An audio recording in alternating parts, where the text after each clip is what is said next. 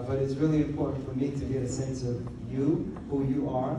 I see parents here, I see some of the youth here. So are you guys all from Oakland? No. No. Okay. So where are you from? San Francisco. Oh, all of you are from San Jose? No. Okay, how many of you are from San Jose? That looks really small. You guys just said San Jose. How many of you from Oakland? Anyone from San Francisco? Okay. How many of you know who I am? That's just so that I know how to introduce. Okay. Have you guys, you came to UOTY, right? Some of you guys? Okay, so my name is Kessis Sefer. I have come to teach in San Francisco about a year ago, I think, or 2 years. You may have seen me doing gubayas in different places. Do you guys see me on the internet, any of you? No? Good. I really don't like seeing myself on the internet, honestly speaking.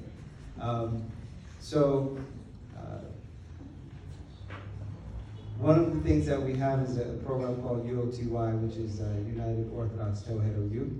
UOTY is a group that was formed by youth. It wasn't formed by me as an adult. I just started to help them. And it's basically the idea that the kids that have Orthodox Toledo faith in common, meaning both the Ethiopian and the Eritrean churches, should, find a way to come together. And so about 5 years ago, the youth started to gather, and they needed a teacher, and they invited me to come teach. And the first gathering was in St. Louis, Missouri. The second was in Minnesota. The third was in Kansas City. The fourth was in Denver. The fifth one, again, was in Kansas City. The sixth one will be in Nashville, Tennessee, coming up. And so in all of those meetings, what we learned was that you guys are just as capable of sustaining your faith and participating in the church as adults. It's equally important. And that if we allow you guys to really get together and ask questions and to practice your faith, it actually results in a lot of good things happening in the church. So we've had a lot of those gubayas. There are a lot of gubayas that are done in conjunction with other organizations. YOTC is Young Orthodox Toledo Youth Christians in Washington, D.C. And D.C. has a lot of Ethiopians, so by itself it's a city.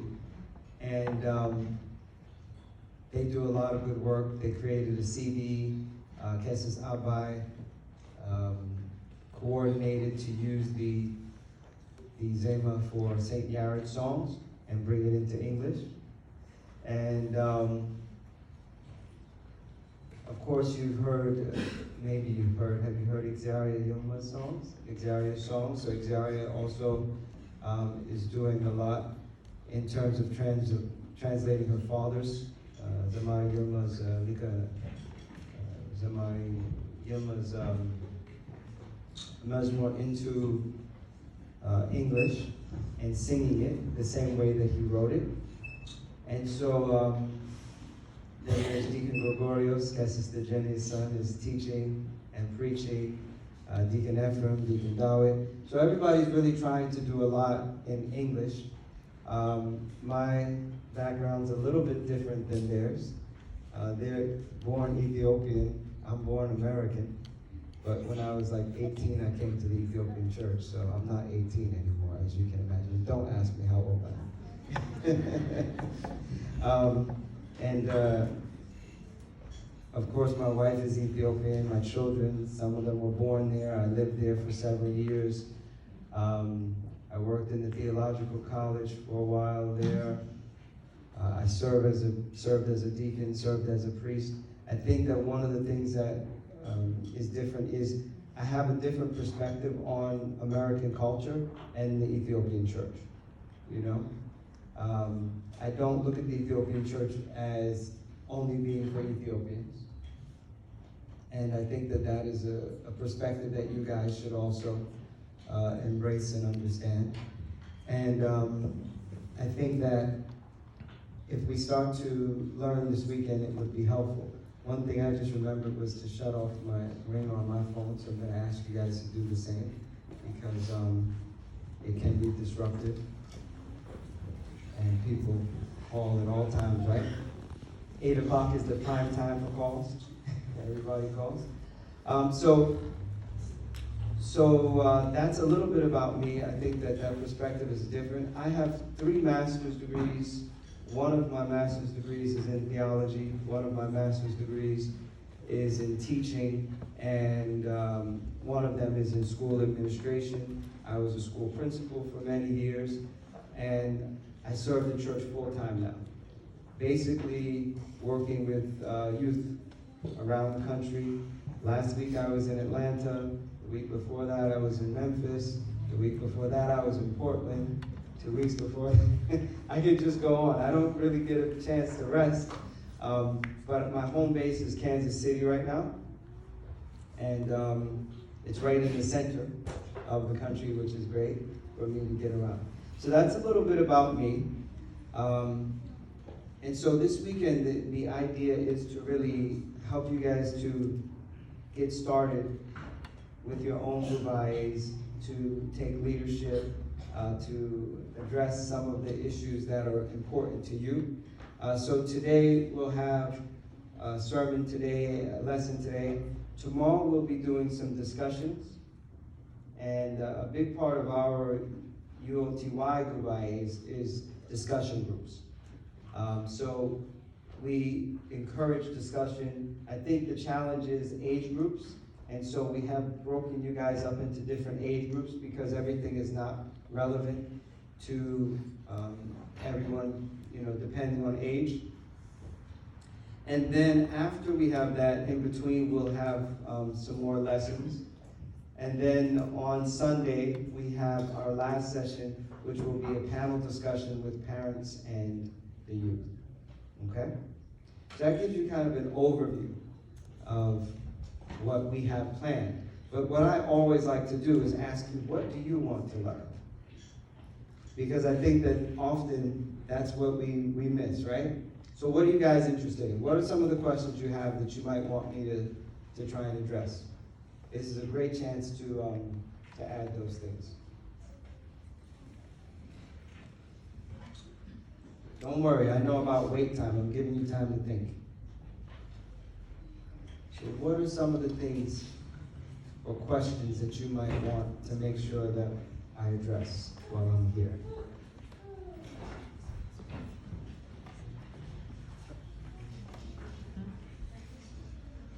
Things you have always wanted to learn about your church, but it was never convenient for you to ask those questions. Yes?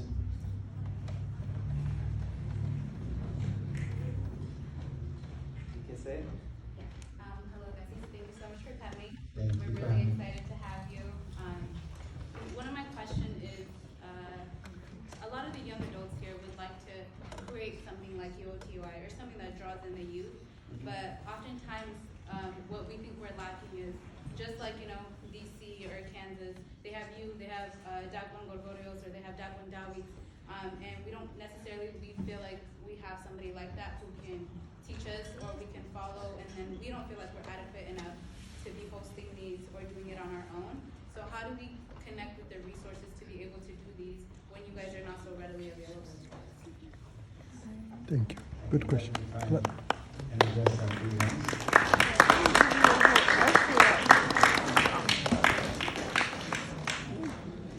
Other questions, other big ideas, things that are moving in your minds that you want to try and address. You guys don't have any questions about church? Okay. So let me see. Let me see another way. Teacher technique. Better than me asking you to ask me questions. So let's see what you know about the church.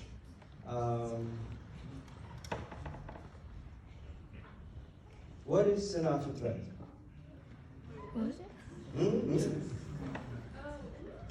Sinatra. No, but you know about free will?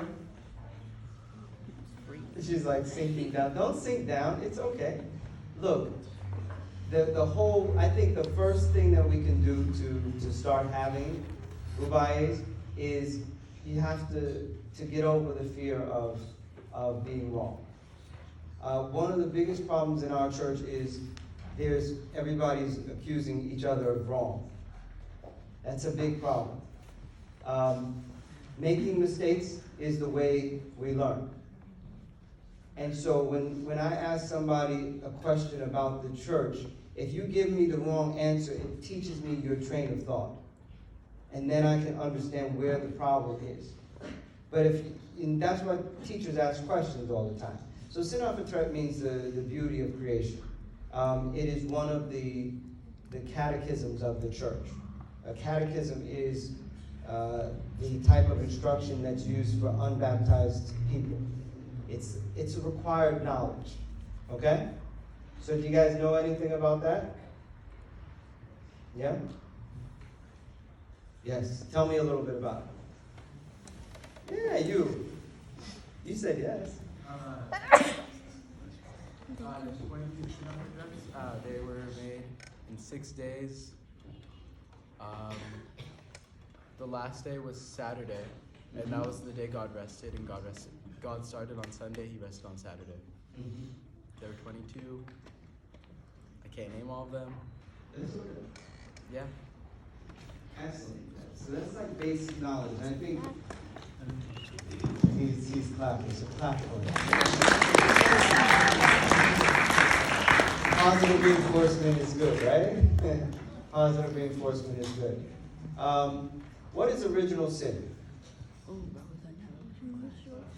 What's original sin? Breaking the law. Breaking the law. It's breaking the law, okay. Other ideas? What do you think original sin is all about? Yes, in the back. Yep. It's what? Disobeying God. Okay, in the front. You had your hand up? It's the first sin committed by Adam and Eve, which led to the corruption of humans. That led to what? The corruption of humans. That led to the corruption of humans. Good. Yes. Disobeying the 10 Commandments.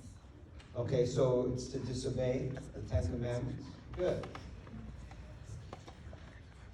Anyone else? Why doesn't St. Mary have original sin?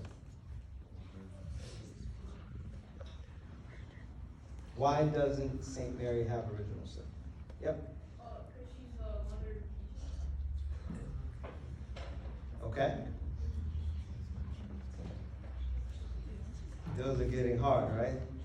I figured I'd increase the intensity of the questions. Oh, that's a schedule. So some of what helps us to stay in the church after we get to a certain age is to really understand the significance of why the Ethiopian Orthodox Tewahedo Church doctrine, dogma, canona, why these are so special. You know, I'm sure that you guys grew up in an Ethiopian household, so you know everything in Ethiopia is good, right? No. Everything, No. right?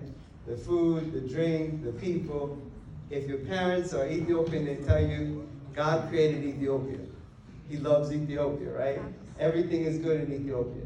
But even when we hear it in the church, sometimes we start to feel like that's just them propaganda, propagandizing Ethiopia. But the perspective that we want to gain when we first start to really have these rubayes is to really understand that there can't be multiple truths, right? In order for something to be true, there has to be one truth. Is that correct or not? Yes. So therefore, we have to be able to look at what our church teaches and figure out whether or not it's true. And look at what another church teaches and figure out whether or not it is true. And so the way that we want to start to gather is in a quest for truth. I think when our youth are gathering and asking these kinds of questions, then you don't really need to have a Deacon Dowland or a Kester Sefer or Deacon Gregorios present to teach you. But what you need is to have a mind to think critically about the teachings of the church. Now, the word critically is often looked at as a bad word, right? Criticize is a bad thing. When we say critical thinking about the church, I don't mean to condemn or to criticize or speak negatively. What I mean is to analyze and to understand the church's teaching piece by piece and how it is connected. In particular, what's important to you is how is it connected to your life? That's the key. Because if the teachings of the church are not connected to your life, if you don't understand why original sin is important to you and how that's related to the everyday life of the church, then it's insignificant. You'll just go on. The first thing I will teach you is that religion is not philosophy. Ethiopian Orthodox Tewahedo Church teaching is not a philosophy for life that anybody can just adopt. The church's teaching is not about philosophy. It's not an ideology. It is a way of life. And so you don't have to be able to philosophize in order to understand that there's a way of life that is pleasing to God and there's a way of life that is not pleasing to God. Does that take philosophy? No. It's as simple as that. And I like to put things in very simple terms. There's a way of life that pleases God, and there's a way of life that doesn't please God. That way of life that pleases God is found in the teaching of the Ethiopian church. I can guarantee you that. That we can live a life that is pleasing to God, and each of us should be concerned about this. Because one of the 5 pillars of mystery of the church is Mystera Tensar Mutan. Mystera Tensar Mutan is about the resurrection of the dead. It doesn't matter if you are a parent or a child, the resurrection day is really important to you. If you're parents, it's a resurrection day is important to you because on that day you get judged. If you're a child, the resurrection day is important to you because on that day you get judged. But guess what? Your parents can't help you on resurrection day. And parents, guess what? You can't help your children on judgment day. So when the judgment day comes, parents will be standing next to their children. Children will be standing next to their parents. And everybody will be judged by God according to their faith and their works. So therefore, this day becomes extremely important to everyone. But it's different than it is now, right? On that day, parents will not be able to help their children. Mothers will not be able to help their daughters. You can't speak up to God and ask. There'll be no more praying for your children on that day. And so, it is important beforehand to know how to please God. This is what Christianity has been about for centuries. For thousands of years, Christianity has been about the fact that there will be a judgment day and that everybody, whether they're parents or children, they have to be able to please God on that day. That their lives should be pleasing to God. But most people have made Christianity into what? Philosophy. Christianity is not philosophy. Christianity is a way of life that is pleasing to God. Does everybody understand that? Yes. What is Christianity? A life, a way of pleasing God. A way of life that is pleasing to God. Christianity is what? A way of life that pleases God. Is your way of life pleasing to God right now? Yes. Yep. Is your way of life pleasing to God right now? I don't expect you to give me an answer. I don't expect you to give me an answer. What I expect you to do is think about it. Now, parents, we should be thinking about this because we're closer to the time, right? They're further away. Because the judgment day comes when we leave this world, we enter into a place of rest. For those of us who are older, that time is coming soon. For those of you who are younger, by God's grace, He'll extend your days so that you have more time. But we can start today with some basic teachings. So always, it's important to begin with the church's basic, what we call a dogmatic theology. A